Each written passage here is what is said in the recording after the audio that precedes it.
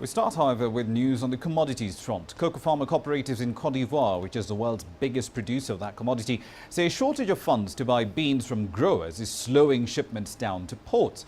Now, cooperatives in the West African nation sell roughly 30% or so of the nation's entire crop output, while the rest is handled by middlemen who buy the beans from farmers and then deliver it onto traders. Banks in the region are also being blamed for remaining reluctant to provide cooperatives with credit lines. Now, the main harvest started this month after the government announced a minimum farm gate price of about 750 francs or about $1.50 per kilogram. Most of the crop for the 2013-2014 season was sold through an auction in the first half of the year, reaching 1.18 million metric tons by the end of August. Cooperatives are just reporting about half of the cocoa capacity they would usually have stockpiled at this time of the year.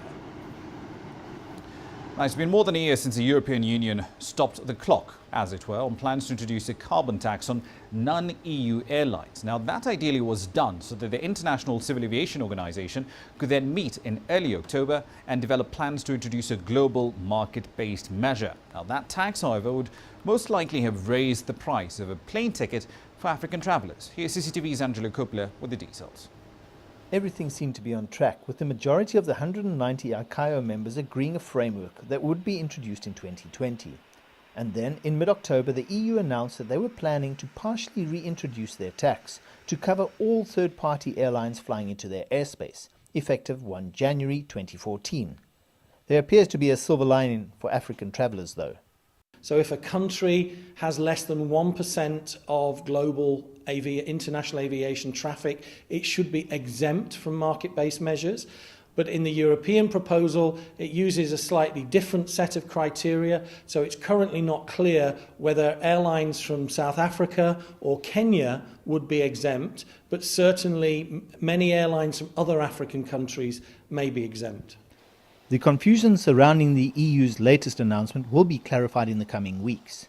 The airline industry, in the meantime, has been working on reducing their carbon emissions by looking at alternative energy sources. We signed an MOU with South African Airways. Why? Because South Africa does have good stewardship of its forests, both here and in Mozambique. There is a lot of woody mass that can be used to develop new biofuels. We have the technology, we have had commercial airplanes and military airplanes like the FA-18 already operating with biofuels. Another airline manufacturer has been working with South African Airways to streamline the approach and departure paths into and out of airports. Work that we did on navigation procedures in South Africa is really a template. It was, if you like, a pilot project, and we're looking to be able to roll that out at other airports, not just here in the region, but around the world. And with the advent of new navigation technologies that we can put into the aircraft, this now becomes possible. The national aviation industry is responsible for 2% of the world's global man-made CO2 emissions, or 690 million tons of carbon per annum. And the airlines are currently paying around $7 billion annually in emissions-related charges. In a fast-growing industry like ours, where we're planning on growth of 4 to 5% in our traffic, we can't allow our emissions to continue to grow at that level. And that's why the industry's put a very comprehensive plan together. While executives at IATA were a little surprised by the EU Commission's announcement, it still has to be voted on. IATA are hoping that its members will stay the course, though, and work towards a global market-based measure. What remains to be seen is whether the third parties that fly over the EU will actually pay those fines.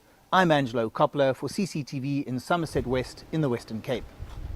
Right, now before we tell you a bit about rugby in a few moments, let's make a quick run through the markets. Bit of a mixed bag, quite frankly, as far as early morning trade is concerned. The Nigerian all-share, for example, slightly higher, up about a tenth or so. The all-share index, however, in South Africa, especially in the wake of yesterday's medium-term budget policy statement, continuing its decline in the losses that we saw on yesterday's trading session, down 0.09%. The 20-share index in Nairobi, however, still on the up about 0.2 at 49.53.84. The Egyptian market in the red, down 0.22%. We'll have another update on for you at 1700 GMT. See you then. On to the sport now.